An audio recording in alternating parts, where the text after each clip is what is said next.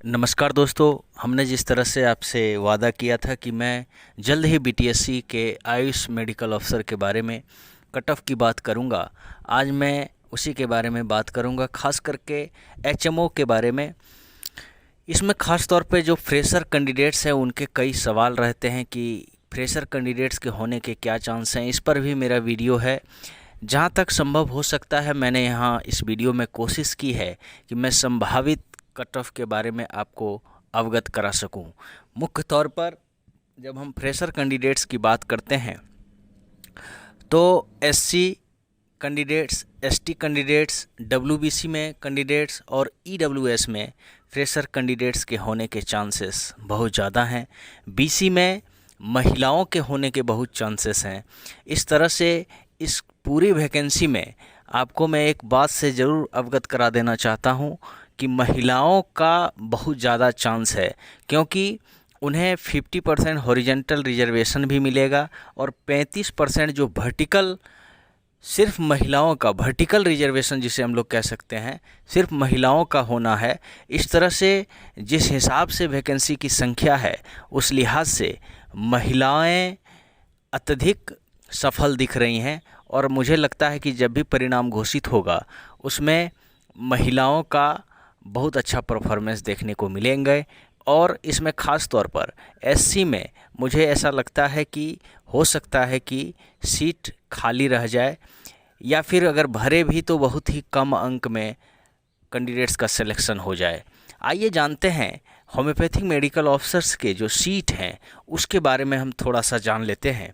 जी हाँ दोस्तों, homeopathic medical officers के कुल 894 सीट हैं। मैं होम्योपैथिक फिजिशियन के बारे में, जो आयुष फिजिशियन होम्योपैथिक के हैं उनके बारे में इसलिए भी बात नहीं कर रहा हूं क्योंकि उनमें ऑलरेडी आप भी ये जानते हैं कि जो संविदा कर्मी हैं जिनको 25 मार्क्स मिला हुआ है एक्सपीरियंस का, उनका ही उसमें सिलेक्शन होगा। इसलिए हम खास तौर पर यहाँ पर जो कट ऑफ की बात कर रहे हैं, इसमें फ्रेशर कैंडिडेट्स के होने के जो चांस हैं उसके बारे में हम बात कर रहे हैं। वो मिनिमम मार्क्स जिसमें हमारा आपका किसी का सिलेक्शन हो पाएगा, इस पर हम आज बात कर रहे हैं।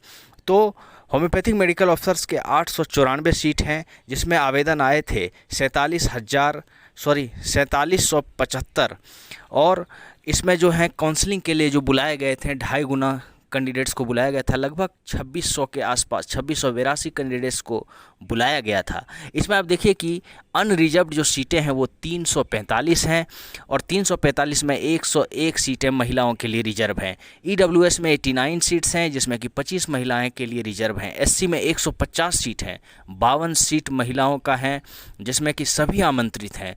एसटी में 10 सीट हैं जिसमें 3 सीट महिलाओं का है। ईबीसी में 164 सीट हैं जिसमें कि 59 महिलाएं हैं। ईबीसी भी बहुत ही गजब का होने वाला है, क्योंकि ईबीसी में भी आप देखेंगे कि कम मार्क्स में कैंडिडेट सेलेक्ट होंगे। बीसी में 107 सीट हैं जहां पर 35 सीट महिलाओं के लिए आरक्षित हैं। कुल मिलाकर आप देखिए कि डब्ल्यूबीसी का जो 3% का रिजर्वेशन होता है, जिसमें कि पिछड़े वर्ग की महिलाएं जो आती हैं, वोमेन ऑफ बैकवर्ड क्लासेस, उसमें आप देखिए कि 29 सीट्स हैं। इसमें आप देख पाएंगे कि जिन कैंडिडेट्स का अपने कैटेगरी में नहीं हो पाएगा, वैसे सभी कैंडिडेट्स जो चाहे वो बीसी के हों, एससी के हों, एसटी के हों, उनका यहाँ पर होना निश्चित है। क्योंकि यहाँ पर भी देखेंगे, लेकिन कंपटीशन डब्ल्यूबीसी में भी रहेगा, क्योंकि इसमें बीसी 1 बीसी 2 के सभी कैंडिडेट शामिल रहेंगे, तो परसेंटेज इसमें थोड़ा सा हाई जाएगा। और दिव्यांग में सभी को आमंत्रित किया गया है। कुल मिलाकर यहाँ पर आप देखेंगे तो यूआर में जो कट ऑफ रहने वाली बात है वो आप देख सकते हैं कि यूआर में 60.058 में मेल को बुलाया गया था और इसमें 672 मेल का काउंसलिंग हुआ है, और फीमेल में दोस्तों 44.496 मार्क्स पर बुलाया गया था, जिनमें कि 363 महिलाएं सम्मिलित हुई थी काउंसलिंग में। तो कुल मिलाकर यहाँ पर आप देख पाएंगे कि यूआर में जो कट ऑफ जाने वाला है यहाँ पर थोड़ा हाई रहेगा, क्योंकि एक्सपीरियंस्ड वाले लोग ही इसमें सेलेक्ट होंगे। तो मेरा मानना है कि कट ऑफ 66 से 67 मार्क्स तक रहने के आसार हैं। और फीमेल में आप देख पाएंगे कि 46 to 47 मार्क्स जिनके रहेंगे उनका सिलेक्शन हो पाएगा यूआर में, यूआर फीमेल में। ईडब्ल्यूएस में 64 मेल हैं। इसमें आप देखिए कि 41 से लेकर के 42 मार्क्स तक के कट ऑफ हो सकते हैं। और EWS में आप देखिए कि 38.184 में बुलाया गया था।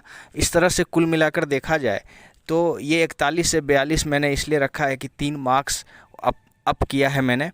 अब इसमें देखिए 42 तक भी जा सकता है कट ऑफ। और फीमेल में 25 फीमेल हैं, जिसमें कि 40.5 से लेकर के 41 नंबर जिनका होगा उनका फीमेल में EWS में सिलेक्शन हो सकता है। ये मैं मिनिमम बात कर रहा हूँ, जो मिनिमम मार्क्स जिस पे आपका सिलेक्शन संभव हो सकता है। SC में 35 से लेके 35.5 या 36 मार्क्स तक में SC के मेल कैंडिडेट्स जो हैं वो सेलेक्ट हो सकते हैं। यहाँ पर सीट इसलिए भी खाली रह सकते हैं क्योंकि SC के कैंडिडेट्स की संख्या 150 टोटल हैं, जिनमें कि 52 महिलाएं हैं। हो सकता है कि महिलाएं इतना ना हो, इस लिहाज से ये सीट खाली रह सकती है।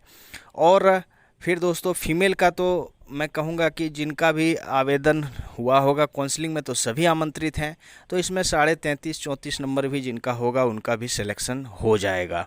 अब EBC को लेते हैं। इसमें अच्छी सीट हैं, 164 सीट है, जिसमें कि 59 फीमेल के लिए हैं।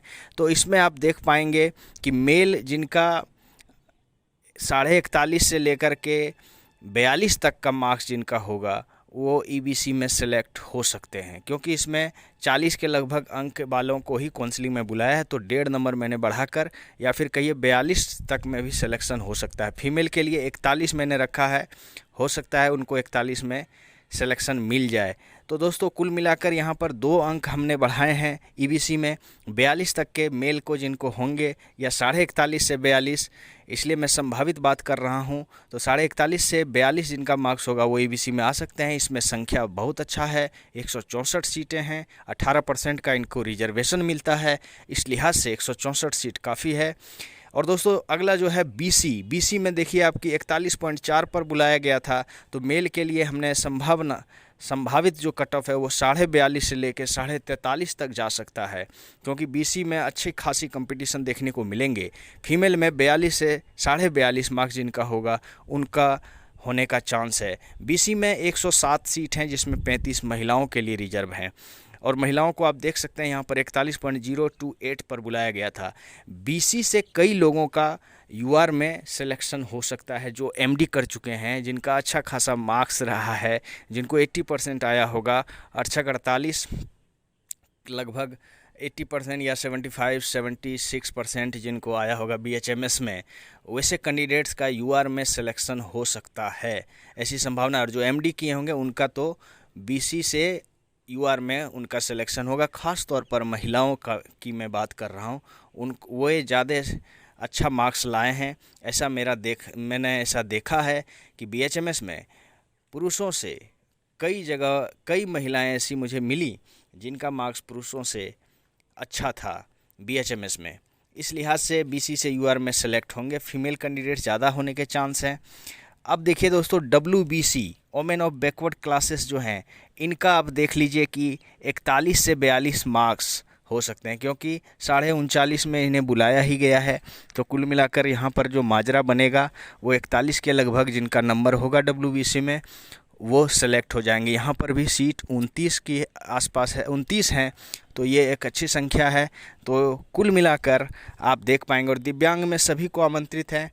तो अगर सीटें इसकी तो आवेदनकर्ता कितने हैं इसकी जानकारी तो नहीं है, लेकिन इसमें भी कम मार्क्स में मुझे लगता है कि जिनका 36 से 38 के बीच में होगा तो उनका सिलेक्शन होने का चांस मुझे ऐसा लग रहा है कि हो जाएगा।